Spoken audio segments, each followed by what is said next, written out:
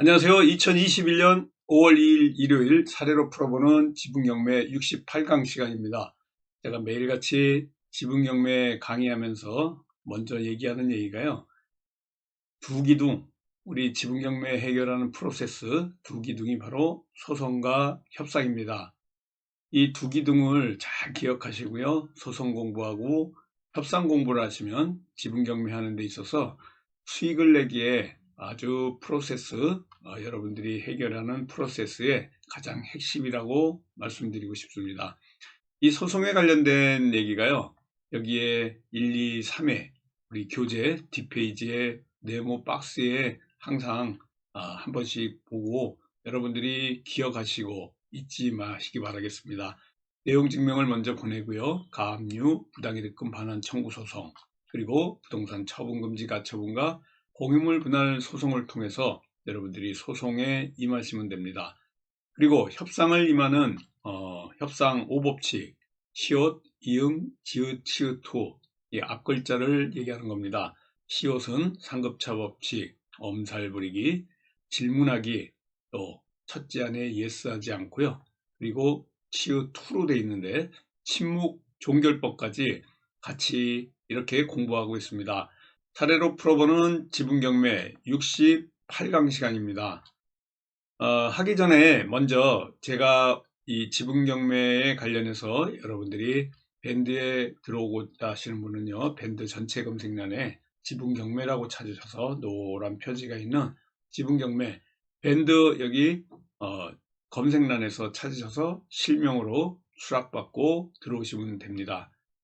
여기 보시면요, 제가 지난주에 이렇게 분묘 기지권에 관련된 판례, 대법원 첫 판례인데요.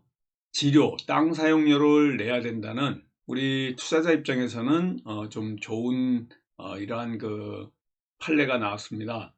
분묘기지권 판례에 지료를 내라. 그러니까 한마디로 토지에 분묘가 있을 때 이 토지권자에게 이 분묘 갖고 있는 이 소유권자는 지료를 내야 된다는 이런 얘기입니다. 결국은 앞으로 법정지상권에도 영향을 미칠 가능성이 굉장히 많습니다. 법정지상권은 토지가 있고 건물이 소유권이 다른 경우에 이 건물주가 토지주에게 법정지상권이 있을 때 배타적인 이러한 점유를 할 수 있는 권리인데 이러한 그 분묘기지권의 판례에 따라서 보면 앞으로 법정지상권도 이 지료를 내야 될 법정지상권이 성립이 된다 해도 지료를 내야 될 가능성에 또 판례가 나올 이러한 판단이 나올 가능성이 굉장히 있다 이렇게 보여집니다. 땅 주인의 허락을 받지 않고 20년간 이 분묘 산소죠. 지금 이 빨간 거 제가 이렇게 사선을 친 게 산소라고 했을 때 이 산소를 관리해 가지고 묘에 대한 권리를 얻었다. 그런데도 이게 바로 분묘기지권입니다. 묘에 대한 권리를 얻은 게 분묘기지권인데요. 토지 사용료인 지료를 땅지자에서 지료를 내야 된다. 그렇게 해서 땅 주인에게 내야 되는 이런 판례가 처음으로 나왔다는 얘기입니다. 대법원 전원 합의체 판단인데요. 지난 4월 29일 날 냈기 때문에 제가 4월 30일 날 이렇게 올려놨습니다. AC, BC로 얘기했는데요. AC, 여기 있는 땅 주인이 A씨고요. 이 분묘를 소유한 분이 B씨입니다. A씨가 해당 땅에 대해서 조상묘를 관리하고 있는 이 B씨를 상대로 해가지고 지료 청구 소송을 냈습니다. 지료 청구 소송, 우리 이 지분경매에서는 지료 청구 소송이 부당이득금 반환 청구 소송이 될 가능성이 있고요. 이 지료 청구 소송 같은 경우에는 또 부당이득금 반환 청구 소송과 마찬가지로 가압류할 수 있는 땅이 있을 때는 가압류를 또 사전에 하면서 이 본안 소송을 하게 되는데요. 굉장히 중요한 이러한 판례인 것 같습니다.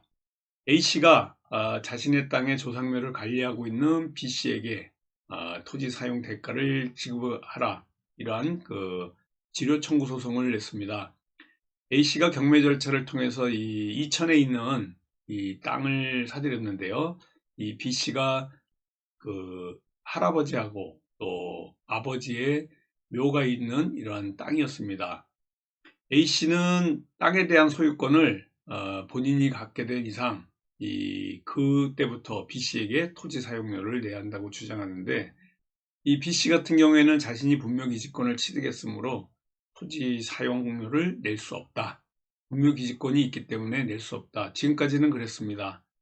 그런데 B씨가 주장한 분묘기지권에 대해서 대법원 판례에 우리 그 분묘기지권은 뭐 자신의 땅에 묘지를 설치하고 다른 사람이 매매해서 묘지 이전에 대한 약정이 하지 않을 때, 또 토지주인한테 허락을 받지 않고도 20년간 평온하게 점유 사용할 때는, 이때는 바로 분묘기지권, 관습법적 분묘기지권이 있다, 이렇게 얘기하고 있습니다.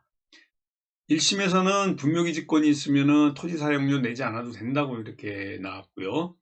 이 기존의 대법원 판례가 분묘기지권 있으면은 토지 사용료 지료 내지 않는다는 게 지금까지의 판례 태도였습니다. 근데 항소심에서는 묘지 부분에 대해서 지료조차 지급받을 수 없다는 것은 부당하다 해가지고 또 2심에서는 바뀌었어요, 그게. 그런데 4월 29일 날 이 대법원의 전원 합의체 판단에 의해 가지고요, 이러한 지료를 내야 된다는 아주 획기적인 판례가 나왔기 때문에 제가 이렇게 올려놓은 겁니다. 여러분들도 이제 4월 29일을 통해 가지고 이러한 그 분묘기지권에 지료를 내야 된다는, 땅 사용료를 내야 된다는 이러한 그 판단에 대해서 여러분들도 이제 좀 숙지를 하셔야 될 것 같고요. 앞으로 또 이 법정지상권에 관련해서 건물과 또 토지에 관련해서 지료를 내야 되는 이러한 판례까지도 영향이 미칠 가능성이 상당히 있습니다. 자, 여기에 관련해 가지고 제가 말씀을 좀 드렸고요. 오늘 우리 실전반에서 이 청구와 관련해 가지고 판례 이 재판에서 확정을 받은 내용이 있습니다. 그래서 제가 좀 필요한 것 같아서 여러분들하고 같이 공부를 좀 해나가도록 하겠습니다. 여기 보이시는 것 같죠? 이 재판의 판결문인데요. 공유물 분할 소송해 가지고 이제 경매에 붙여라 하는 이러한 그 판결을 받은 겁니다. 제가 좀 읽어 드리도록 하겠습니다. 우리 실전반의 제자가 판결문 받아온 건데요. 어떤 내용으로 이렇게 그 진행이 되는지 보도록 하겠습니다. 여기 다세대 주택에 관련해 가지고 이 지분을 매입한 건데요. 원고가 이제 우리 실전반의 제자분입니다. 그래서 원고는 별지 목록 기재의 부동산을 2020년도 작년에 토지 건물 지분에 대해서 경매 절차로 이 13분의 2 지분을 매수 신청해서 매각 허가 결정을 받아 등기 이전을 격려하고 별지 목록 2 기재 지분으로 이렇게 그 공유하고 있다. 이 부동산에 관하여 공유와 공유자 사이에는 분할하지 않는다는 특약의 한 바가 없다. 특약이 있을 때는 이 공유물 분할 소송하는데 지장이 있죠. 2번입니다. 그 뒤 원고는 2020년 4월 초에 내용증명 보낸다고 했죠. 내용증명을 제일 프로세스 중에 1번이 내용증명을 보내는 것입니다. 13분의 2 지분권자인 타공자와 매수자 수차례 통화해서 협의를 하였고, 13분의 2 지분권자인 이 다른 타공유자의 남편과도 통화하면서 공유부동산에 대한 이러한 그 정리를 위해서 굉장히 노력을 많이 했습니다. 조금 글씨가 안 보이네요. 조금 크게 넣겠습니다. 자, 그래서 이렇게 그 내용 증명을 보냈고 통화하면서 공유부동산에 대한 정리를 위한, 해결을 위한, 해소를 위한 협의를 위해서 상의할 시간을 달라고 해서 충분한 시일을 줬는데 묵묵부답으로 아무 연락이 없어서 최종적으로 그 다음 4월 17일에 전화해가지고 물어보니 매수할 의사가 없다고 했다. 없다고 하든지 이 협의가 되지 않아야지 공유물 분할 소송을 하죠. 여러분들이 낙찰받았다 그래가지고 바로 상대방 타 공유자의 의사도 묻지 않고 그대로 공유물 분할 청구 소송을 하시면 안 됩니다. 제일 먼저 하시는 게 이렇게 내용 증명 보내기다, 이렇게 제가 말씀을 드렸습니다. 따라서 원고와 피고 사이에 공유물 지분 매입에 관한 협의가 이루어지지 아니하였고, 이 사건 부동산은 성질상 현물로 분할할 수 없으므로 별지목록 1기재 부동산을 경매하여 그 매각 대금을 공유지분에 따라 분할하는 것이 최선이라고 생각한다. 따라서 원고는 별지목록 1기재의 부동산을 경매에 붙여 원고에게 얘기한 겁니다. 원고가 이제 채권자가 되는 거죠. 경매에서 그 매각 대금 중에서 경매 비용을 공제한 다음 별지목록 2기재 공유지분 비율에 따라 원고 피고에게 배당되도록 하여 공유 관계를 해소하기 위해 이 사건 청구에 이른 것이다 라는 이런 청구 원인에 관해서 다 손을 들어준 거죠. 그래서 이 결과적으로 보시면요, 별지목록 1기재, 잠깐만 여기 조금 크게 놓고요, 제가 보여드리도록 하겠습니다. 여기 보시면요, 별지목록 1기재 부동산 경매에 붙여 그 매각 대금에서 경매 비용을 공제한 나머지 금액을 별지목록 2기재 각 공유지분 비율에 따라 원고 피고들에게 분배한다라고, 이렇게 그 별지목록 1이 부동산에 관련된 이러한 목록이고요. 별지목록 2기재가 지분이 관계가 조금 많아서 따로 공유자 그리고 낙찰받은 투자자 이렇게 그 표시를 해놓은 부분에 대해서 분배한다. 소송비용은 각자 부담한다. 이런 판결이 나오면요, 소송비용은 각자 부담한다로 되어 있습니다. 청구 취지하고 주문, 이게 주문이거든요. 지금 여기 써놓은 이 부분이 지금 주문입니다. 그래서 주문과 같다라는 게 이겁니다. 결국은 원고가 쓴 청구 취지의 내용을 그대로 인용해 줬기 때문에 어떻게 보면 공유물 분할해서 경매에 붙여달라는 거가 그냥 인용이 된 겁니다. 바로 이제 그 경매 신청을 하게 되면요, 이 배당 받아가지고 나오는 건데, 여기서 우리가 손해보지 않는 이러한 아주 기술들이 또 있습니다. 경매에 붙여가지고요, 그대로 하게 되면은 손해보는 경우가 있습니다. 그런 경우를 위해서 우리가 실전반을 통해 가지고 이런 경우에 손해를 보지 않는 여러 가지 기법들이 있기 때문에 그 부분에 대해서는 지금 공개적으로 말씀드리기가 좀 곤란하고요. 아무튼 이 청구 취지대로 주문이 바로 이렇게 나왔다는 이런 얘기입니다. 그래서 판사의 단독 판사가 한 명이죠. 이런 그 공유물 분할 소송에 대해서 진행을 했던 이런 내용을 여러분들하고 같이 공부하는 겁니다. 실전반에서 이제 우리 제자분이 받아온 이러한 그 소송 내용이고요. 오늘은 여기 보시는 것 같이 256페이지입니다. 68강이고요. 이제 이 교재가 마감이 돼가지고 끝에까지 진행이 다 되면요, 다시 앞부분부터 다시 자세하게 반복해가지고 공부를 하도록 할 겁니다. 원고가 제출한 본 사건 현물 분할, 아까 거는 우리가 그 경매에 붙이는 이러한 그 배당을 받는 이런 그 현물 분할이 아닌 배당에 의한 형식적 경매를 하는 이러한 그 판결문이었고요. 여기 지금 68강에 하는 거는 이 토지에 대해서 현물 분할하는 이러한 내용의 사항입니다. 현물 분할을 하기 위해서 지적도를 내게 되는데요. 이 지적도, 진한 부분이 현물 분할할 부분입니다. 여기서 이제 우리 현물 분할할 좋은 위치를 서로 차지하기 위해서 이제 재판을 진행하게 되는 겁니다.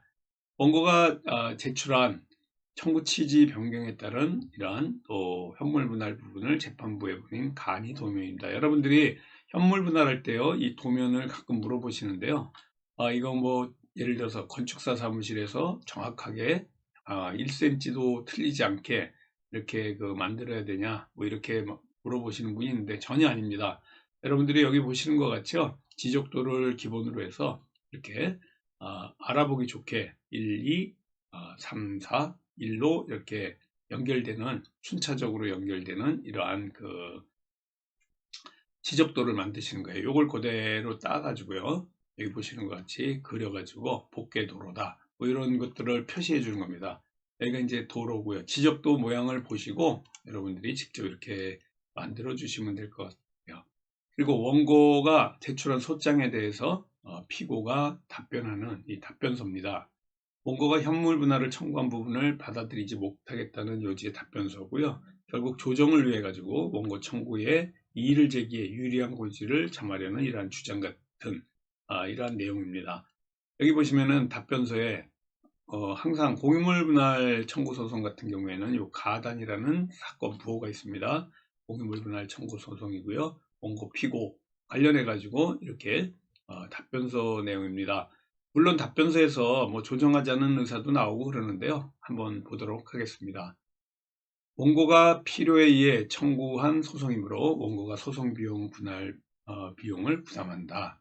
뭐 이렇게 보통 대부분이 뭐 이렇게 나오는 경우가 많아요. 피고들은 건물 분할에 있어서 토지의 형상, 위치, 이름, 뭐 이런 여러 가지 경제적 가치, 보존과 공평하고 공정한 분할이 되어야 한다. 이런 아주 판례에 있는 내용을 이제 베껴가지고 이렇게 써놓은 거죠. 그럼에도 불구하고 원고는 도로에 접한 부분이 이 도로에 너무 이렇게 많이 넣었다. 그래서 난 부당하다. 원고 같이 분할한다면은 이 전체적으로 나는 따를 수가 없다 이런 내용입니다. 그래서 이런 연결한 부분에서 다시 자기가 바꿔가지고 조금 또 피고들이 또 타공유자들이 이 유리한 부분으로 답변서를 낸 거죠. 이게 복귀 도로고요. 이런 모양의 땅 모양입니다. 사진을 보고 이렇게 보시니까 좀 이해가 빠르시잖아요. 요 땅 모양이고요. 보세요. 지적도가 요 모양이었고요. 이게 지적도입니다. 이렇게 보면은 자세히 볼 수가 없는데요. 여러분들이 이 지적도에 의해 가지고 다시 그린 거고요. 네이버라든가 이렇게 항공 뷰를 보시게 되면은 위에서 보는 이러한 사진들을 여러분들이 입수할 수가 있는데요. 이렇게 보면은 굉장히 좋습니다. 뭐 이 부분을 달라 그러든지 이 부분을 이렇게 잘라서 나는 여기 달라, 여기 달라. 자르면 뭐 여기 도로가 있기 때문에 누구나 공평하게 제가 보기에는 자를 수 있는데요. 이 부분을 또 타공이자 같은 경우에는 거부하는 이런 답변서를 낸 겁니다. 원고 피고가 제출한 소장과 답변서를 검토하고 재판부에서 원고에게 성명 준비 명령을 내렸는데 여기서 현물 분할할 경우 주의할 법리가 하나 있습니다. 전사라는 건데요. 원고가 지분 경매의 초심자이기 때문에 타공인자 지분에 2억 상당의 가압류가 경료되어 있는 걸 이게 어떤 영향을 미치는지 모르고 그대로 현물 분할을 낸 건데요. 이 현물 분할에 관해 가지고는 공유물 분할 소장을 제출한 거 큰 실수입니다. 가압류 등기 같은 이런 근저당 같은 제한 사항이 등재된 이런 바로 타공유자에 올려 있을 때 우리가 그걸 막기 위해서 부동산 처분금지 가처분을 하는 건데요. 이걸 안 해가지고 상대방 타공유자가 이런 가압류 등기가 들어왔습니다. 이런 가처분 신청 안 한 게 첫 번째 실수고 전사와 관련된 법리를 모르고 현물 신청한 게 두 번째 실수다라는 이러한 내용입니다. 부동산 처분금지 가처분을 꼭 해놓는 게 좋습니다. 타공유자 지분에 이런 가압류가 꼭 우리가 근저당이라든가 가등기 같은 거를 타공유자가 일부러 올려놓는 경우도 있지만요. 실제 채권 압류 등 뭐 이런 가압류 같은 이러한 가압류가 다른 타공유자의 다른 채권자로부터 들어오는 경우도 있기 때문에 굉장히 주의해야 되는데요. 전사법리를 모르고 이렇게 바로 현물 분할을 하신 거예요. 이런 경우에 다음 법리 현물 분할일 경우에 바로 전사된다. 이 내용까지 마치도록 하겠습니다. 이 사건처럼 한 명의 타공유자 지분에 설정한 가압류에 인해 가지고 현물 분할 시 나의 지분에 그 가압류가 그대로 옮겨지는 것을 전사라 그러는데 현물 분할하게 되면 이 전사에 의해서 굉장히 큰 피해를 입게 됩니다. 다음 주에 이제 여기 뒤에 성명 준비 명령 바로 성명 준비 명령에 이제 판사가 이 전사에 관련해 가지고 조금 걱정이 되기 때문에 판사가 지금 이 전사에 관련된 내용에 성명 준비 명령을 저한테 이제 보낸 거예요. 그래서 제가 메일로 받아가지고 요 내용들을 여러분하고 공부하기 위해서 같이 다음 주부터 요 성명 준비 명령의 전사와 관련된 내용을 말씀을 드리도록 하겠습니다. 여기 보시는 것 같죠? 현물 분할할 때만 이 전사의 법리가 해당되는데요. 현물 분할하게 되면 나의 지분에도 그 가압류가 그대로 옮겨지기 때문에 바로 이 가압류 금액만큼 만약에 이 경매에 의해서 현물 분할이 이제 잘 되지 않아 가지고요. 이 현물 분할로 자를 때도 2억의 나의 지분에 2억의 가압류가 타공이자의 지분에도 바로 이렇게 등기부등본에 올라오게 되기 때문에 엄청난 손해를 봅니다. 불합리한 이제 그 법리 같은데요. 그래도 여러분들이 믿기지 않겠지만 현물 분할할 때 나의 지분에 그 가압류가 그대로 옮겨지는 게 전사라고 한다라는 이러한 내용, 다음 주에 전사 이어서 같이 하도록 하겠습니다. 한 주간 건강하게 보내시고요. 다음 주에 또 전사를 통해서 지분 경매에 더 깊은 공부를 하도록 하겠습니다. 감사합니다. 안녕히 계십시오.